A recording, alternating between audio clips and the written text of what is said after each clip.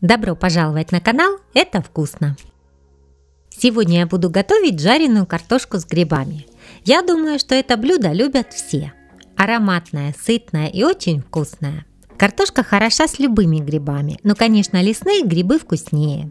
Если у вас сушеные, то их нужно размочить. Если свежие лесные, то их предварительно проваривают.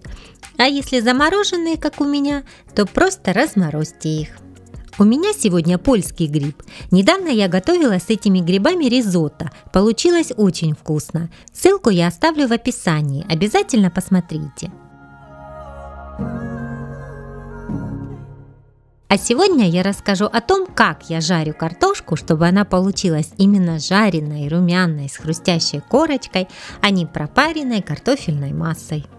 Так что досмотрите видео до конца. Ну а чтобы не потерять этот рецепт, подписывайтесь на мой канал и нажмите на колокольчик. Тогда вы точно не пропустите следующие видео.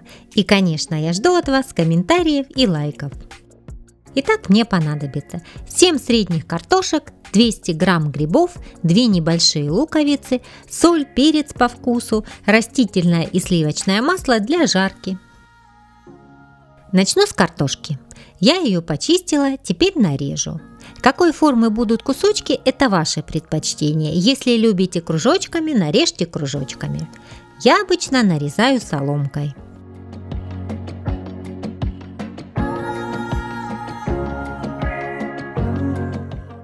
Примерно вот такие кусочки. После того, как картошка нарезана, обязательно положите ее в холодную воду. Вода вымывает крахмал из картошки, и тогда на сковородке кусочки не будут слипаться, и вы получите прожаренную со всех сторон картошечку. Пусть картошка постоит, а я займусь грибами. Грибы у меня были отваренные и замороженные. Я их разморозила и сейчас нарежу такими кусочками, чтобы они были видны в картошке, то есть не мелко.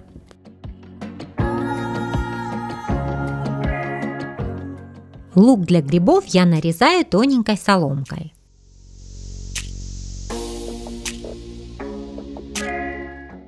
Разогреваю в сковороде растительное масло и немного добавлю сливочного. Отправляю туда грибы и немного прожарю их, чтобы выпарилась лишняя влага.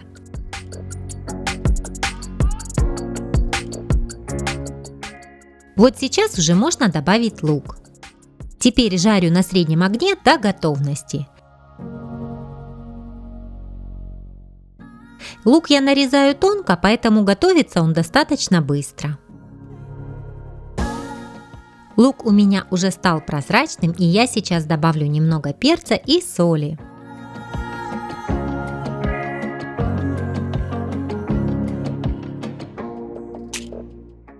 Жду, пока грибы с луком поджарятся. Вот теперь готово.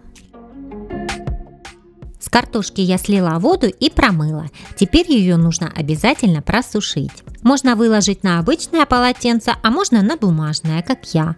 Главное убрать с кусочков лишнюю влагу.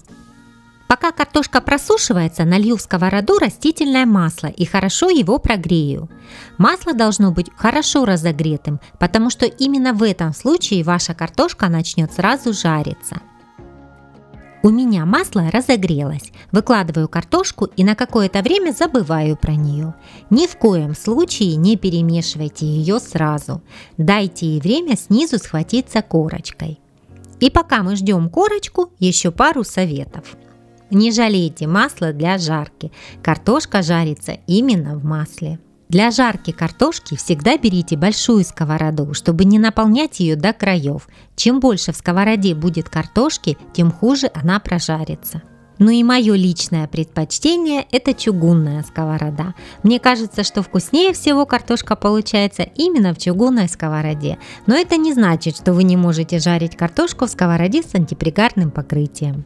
Вот сейчас картошку уже можно перемешать и опять оставить в покое на какое-то время, но поглядывать, чтобы не сгорело. Температуру выставляем среднюю. Часто картошку мешать не нужно, только после того, как образовалась румяная корочка. Картошка у меня уже более-менее зажарилась, я ее посолю и добавлю совсем немного лука. Лук у меня нарезан очень тонкой соломкой, чтобы успел приготовиться. Лук здесь по желанию, можно и не добавлять. Теперь можно накрыть крышкой. Перемешаю.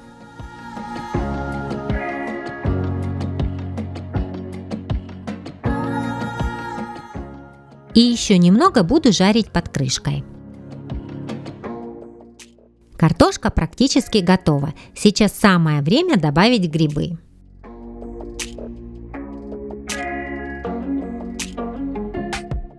А сверху еще небольшой кусочек сливочного масла.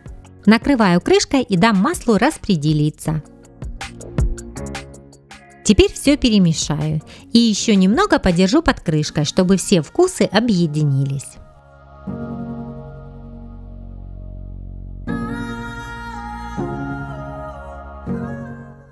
Ну вот, собственно, и все. Картошка с грибами готова.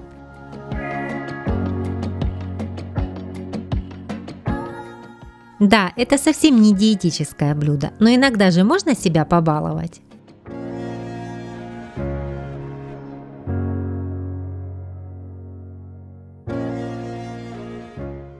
Картошка с грибами замечательно идет с различными соленьями. У меня это помидоры с сельдереем и 2 вида квашеной капусты. Все эти рецепты вы можете найти на моем канале, и ссылку я оставлю в описании. Так что готовьте и не забывайте следить за нашими выпусками. Ну и конечно, чтобы не пропустить новые вкусные рецепты, подписывайтесь на мой канал и поддержите меня лайком.